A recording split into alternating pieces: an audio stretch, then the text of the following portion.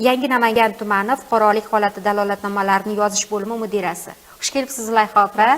Assalomu alaykum. Sizni ko'rib turganimizdan xursandmiz. Rahmat. Kayfiyatingiz hamisha a'lo bo'lsin va bir nechta savollar bilan murojaat qilmoqchimiz sizga. Albatta, bu qiziqarli ham muhim bo'lgan savollar, yurtdoshlarimizni qiziqtirgan savollar albatta. Birinchi savol, hech bir shaxs hujjatsiz qolmaydi huquqiy aksiyasi doirasida qanday ishlar amalga oshirilyapti? Adliya vazirligining tegishli buyrug'iga asosan yurtimizda 3-mart kunidan 31-avgust kuniga qadar hech bir shaxs hujjatsiz qolmaydi huquqiy aksiyasi e'lon qilingan. Bu huquqiy aksiya doirasida eng avvalo barcha tumanlardagi davlat xizmatlari markazlari hamda fuqarolik holati dalolatnomalarni yozish bo'limlarida hech bir shaxs hujjatsiz qolmaydi degan aksiya doirasida hujjatlarni tekshirish burchaklari tashkil qilingan. Bu burchaklarda davlat xizmatlariga tashrif buyurgan fuqarolarni ruxsatlarini olingan holatda jismoniy shaxslarning identifikatsion raqamlari orqali ularni oila tarkiblari tekshirib chiqilmoqda. Bu bilan har bir fuqaroni oila tarkibi to'g'ri shakllangan bo'lsa, qaysidir tashkilotga borganda muammo tug'ilmaydi. Lekin agar mana shu tekshiruv davomida qaysidir fuqaroni oila tarkibi noto'g'ri shakllangan yoki bo'lmasam oila tarkibida kimdir kiritilmagan holatlar aniqlanadigan bo'lsa, buni FHDYO, ya'ni fuqarolik holati dalolatnomalarini yozish bo'limi orqali bularga tuzatishlar kiritilib, ularni oila tarkiblarini shakllantirib berilmoqda. Bundan tashqari, hozirgi kunda mana shu adliya bo'limi xodimlari mahallalarda xonadonbay yurib o'rganilganda shunaqangi oila tarkibi shakllanmagan holatlarga duch kelinganda o'rnida shularni to'g'rilab ketish holatlari bo'lyapti. Aynan oila tarkibiga to'xtalib o'tsangiz. Ochiqlik, oydinlik kiritaylik. Oila tarkibi deganda mana misol uchun mana jismoniy shaxs sifatida 14 talik hammamizni identifikatsion raqamimiz bor. Mana shu raqamni terganda hozirgi kunda hamma narsa mana elektronlashdi. Terganimizda mana ota-onam, aka-ukalarim, farzandlarim hammasi oila tarkibiga shakllangan bo'lishi kerak. Nikoh, hatto nikohimiz ham ota-onamiz vafot etgan bo'lsa, ularning vafot etganliklari hammasi elektron tartibda shakllangan. Agar mana shu holat bo'lmagan bo'lsa, shunaqangi xatoliklarni bartaraf etishda yordam berilmoqda. Demak, ayni paytda o'sha biz haqimizdagi hamma ma'lumotlar onlayn tizimda jamlangan. Agar o'rganilganda onlayn tizimda mavjud bo'lmaganlari kiritilyapti. Ha, shunaqa, xuddi shunday. Tushunarli. Demak, bu 31-avgustgacha davom etadi. Ha, undan keyin ham davom etadi. Hozir fuqarolarimizni o'rgatib olishimiz kerak. Albatta, aksiya sifatida keyin bularni fuqarolarni o'zini roziligi bilan tekshiriladi. Nimaiki shaxsga doir ma'lumotlar bo'ladi. Agar ular yo'q deb xohlashmasa, biz ularni tekshirishga haqqimiz bo'lmaydi. Deylik, masalan, aynan aksiya vaqtida o'sha oilaga kirilmagandir balki, lekin u manfaatdor, oila tarkibini to'g'rilashdan manfaatdor. U qayerga murojaat qilish kerak? Mana hozir hamma fuqaro davlat xizmatlariga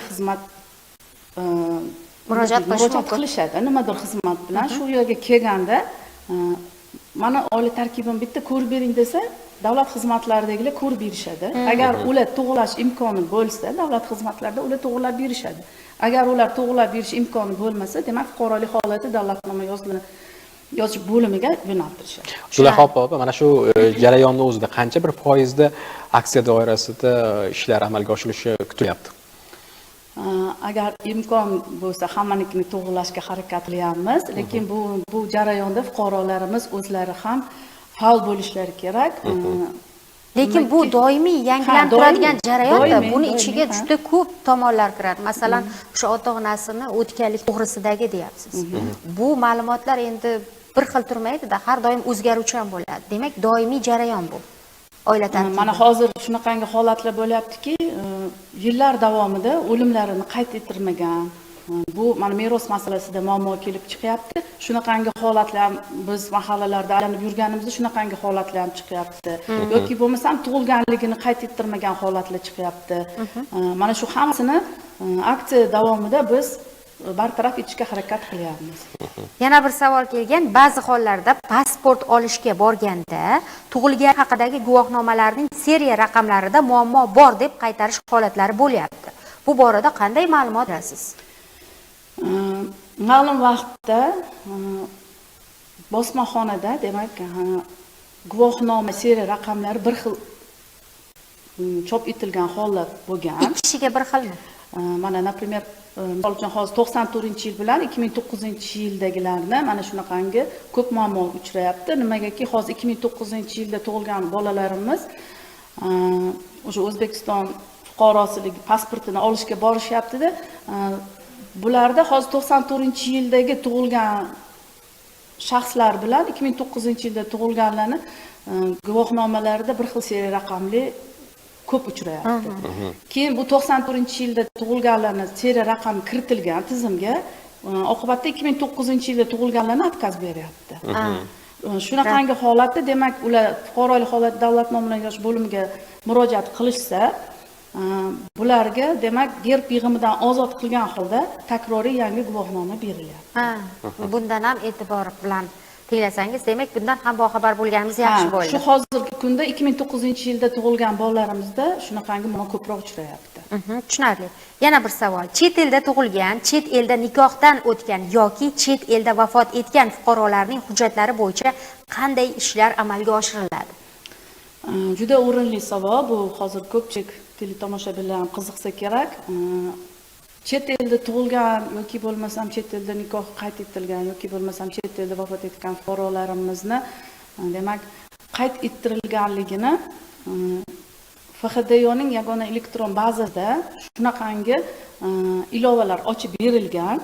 Demak, tug'ilgan bolani tug'ilganlik to'g'risidagi guvohnomasini chet elniki bo'lsa agar tarjimasi bilan kelib, fuqarolik holati davlatnoma yozuvlarini qayd etish bo'limiga kelib murojaat qilishsa, ularni tizimga kiritib beriladi hamda mana bu 14 talik jismoniy shaxslarning identifikatsion raqamini shakllantirib beriladi.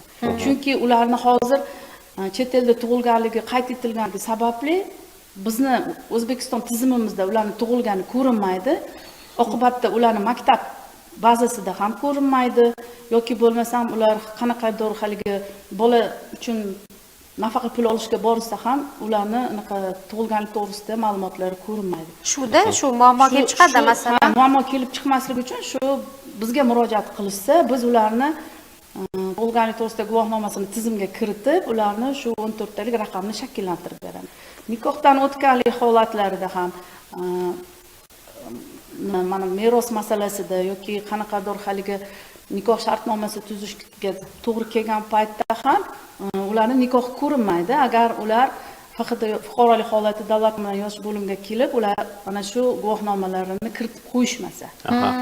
Agar o'lgan fuqaro chet elda o'lgan bo'lsa, demak uni o'limi qayd etilganligini kelib fuqarolik holati davlatnoma yozuvlarini kiritib qo'yishmasa, ular tiriklar qatorida yurishadi. Tushunarli. Bu ularni tizimga kiritib, ularni o'lganlik, tug'ilganlik to'g'risidagi dalolatnoma yozuvlariga ham o'lganlik belgisini qo'yib qo'yishimiz kerak. Vafot etganlik belgisini. Mana deylik, masalan, shu homilador ayol ketdi, u yoqda farzandini ko'rdi. U yoqda berildi endi metrkasi. Ularga qanaqa imkoniyat bor? Farzand bilan kelyapti, lekin bizda uni nomi yo'q. O'sha onlayn imkoniyatlari bormi?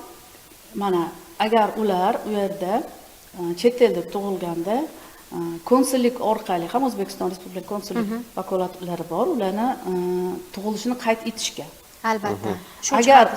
Agar ular u yerda O'zbekiston elchixonasida qayd ettirishmagan bo'lsa, ana shu davlatni tibbiyot ma'lumotnomasi bo'ladi. Tibbiyot ma'lumotnomasini apostol qildirib, ba'zi davlatlar apostol qo'yib beradi, qaysidir davlatlar legalizatsiya qildirib beradi.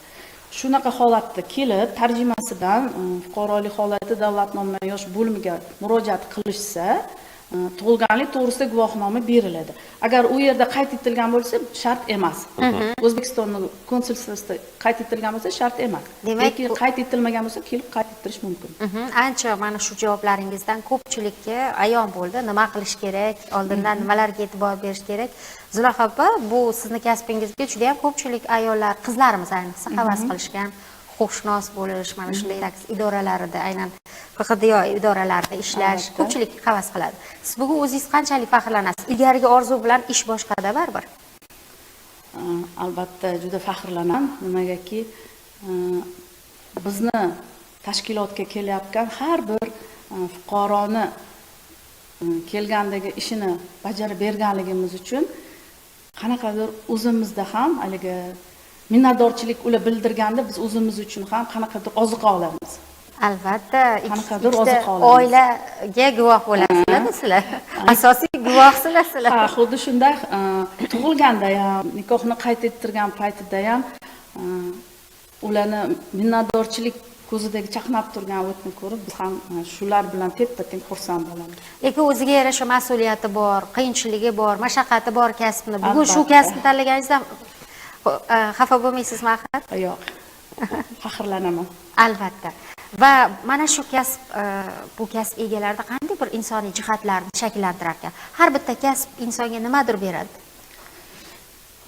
Bilasizmi, mana shu har bitta kelgan insonni kechirmalari sizda ham o'tadi. Tafakkuringiz keng bo'lishiga yordam berar ekan. Shunaqa.